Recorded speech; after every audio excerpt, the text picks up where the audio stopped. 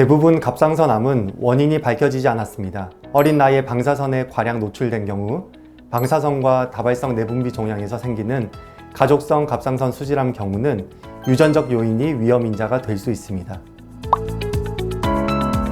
대부분 갑상선암은 초기 증상이 없는 것이 특징입니다. 크기가 증가하면서 일부에서 통증이나 쉰 목소리, 연하곤란 같은 압박 증상이 나타나기도 합니다. 갑상선을 보는 가장 좋은 방법은 초음파입니다. 초음파는 가청 영역을 벗어난 높은 주파수를 갖는 음파로 인체 장기를 보는 유용한 방법으로 간, 심장, 유방, 복부 장기 등 다양한 장기에서 활용되고 있는 검사법입니다. 갑상선에서 특히나 유용한 초음파로 목 부위의 갑상선 및 주변 림프절을 검사하게 됩니다.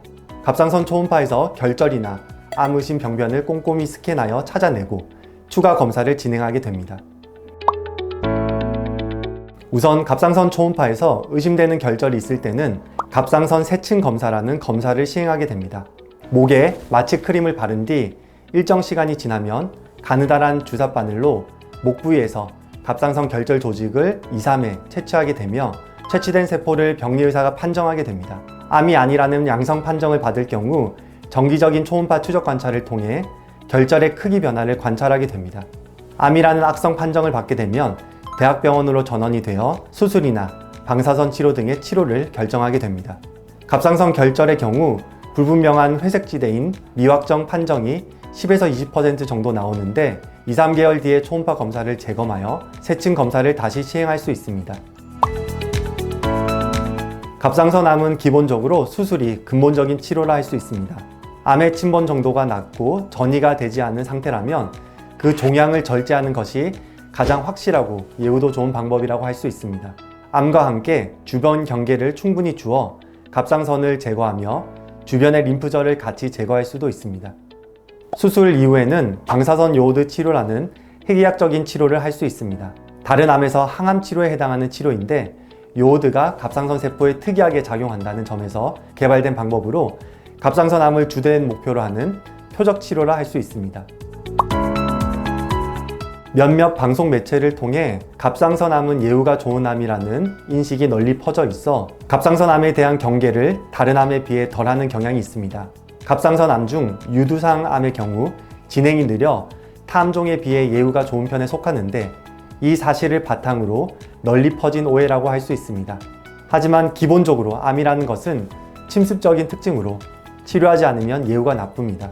특히나 갑상선암 중에서 세부 분류에 따라 예후가 특히 나쁜 암이 있는데 미분화암의 경우 평균 생존 기간이 6개월도 안 될 정도로 생명에 위협적인 암도 있어 갑상선암에 대한 검진을 소홀히 하거나 등한시하지 않으시는 것을 권해드립니다. 갑상선 기능 항진의 정도나 개인에 따라 차이가 있을 수 있으나 대표적인 증상은 식욕이 좋음에도 체중이 줄어들고 체력 소모가 심하며 쉽게 피로를 느낍니다. 손발이 떨리고 더위를 참기 어렵고 땀이 많이 나고 가슴이 두근거리는 증상을 자주 호소합니다. 그리고 신경이 예민해지고 불안해지고 설사를 자주 하며 여성은 생리불순, 불임이 되기도 하며 그레이브스 병 같은 경우 안구 돌출이 생기기도 합니다.